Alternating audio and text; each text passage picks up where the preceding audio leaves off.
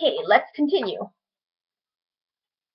However, it is interesting to note that the screening of the film had to remain secret because the directors feared that there may be a protest on part of Islamic fundamentalist groups. The film premiered on September 9, 2012 at the Toronto International Film Festival.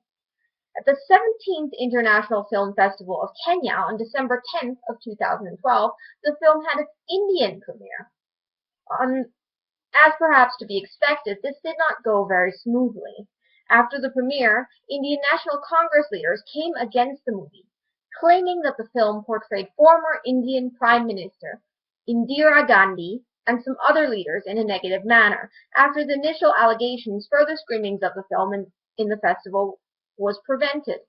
The action did not go without criticism, despite that there was some concern that the film would not find a distributor in India.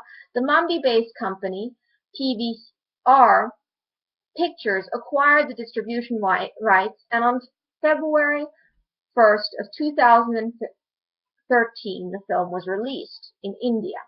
The film itself, despite the hype surrounding it, did not receive gushing reviews. Rotten Tomatoes includes some reviews.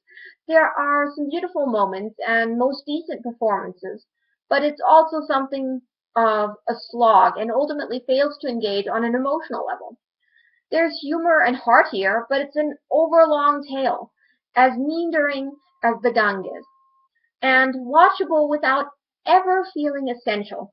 Critical consensus being that though Midnight's Children is beautiful to look at and poignant in spots, its script is too indulgent, and Deepa Mehta's direction, though ambitious, failed to bring the story together cohesively.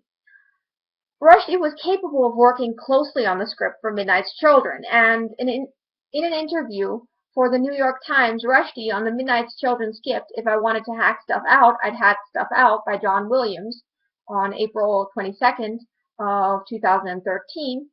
He notes, "At the time the book came out, the political issues at the end of the book, which is the period of emergence rule under Indira Gandhi, were still very life issues because she had returned to power in India, so she was prime minister again, and obviously the book is very critical of her.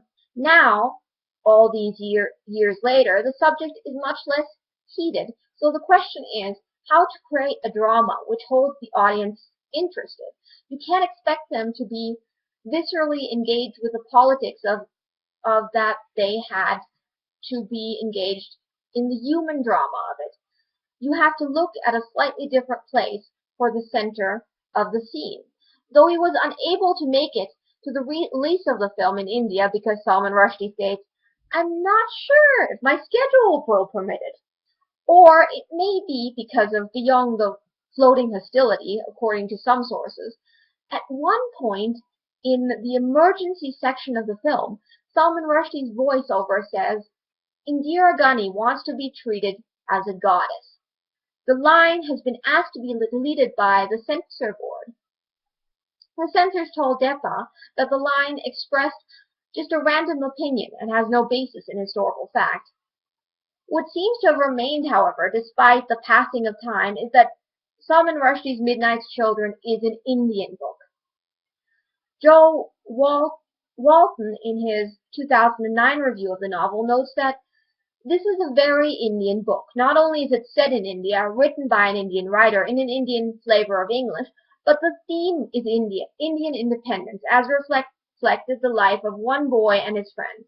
Even the superpowers are essentially Indian, censored and connected to Indian mythology, rather than to the Western myths that give us the American superheroes. In other words, the work is clearly a depiction of them then newly emerging and now more firmly established Indian independence movement, one which is and continues to be central to the shaping of the Indian identity, and one which becomes intrinsically relatable to the American audience because it can be seen as not only a reworking of our own narrative, but plays upon our ideals.